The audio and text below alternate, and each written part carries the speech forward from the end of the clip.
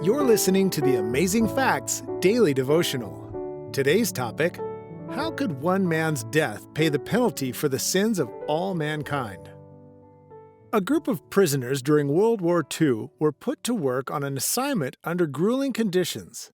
The soldiers guarding them were brutal in their treatment. Many of the captured were not even part of the enemy army. One day, the commander lined up the prisoners and stated that a shovel had been stolen and that the guilty party must step forward to be punished, which meant he would lose his life.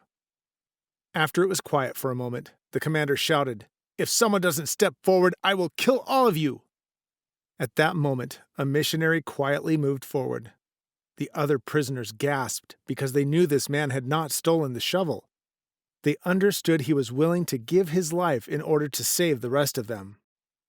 The missionary was indeed killed, and the men never forgot the sacrificial love of this innocent man. In a small way, this story describes what happened when Christ stepped forward to give his life for a lost world.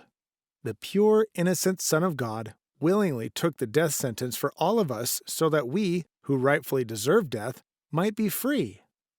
Romans 3:23 says, "All have sinned, because the wages of sin is death," Romans 6:23, and all have sinned. Something special was required for every person who has ever lived. If Jesus was only a man, he could not have paid for the sins of the entire world. However, Jesus was all the fullness of God in a man's body, Colossians 2:19. Only those whose life is equal to all mankind could die for the sins of the human race.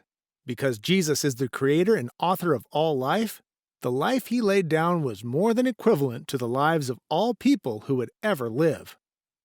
And since Christ rose from the dead, he is now able to administer the benefits of his gift of love to all who ask in faith.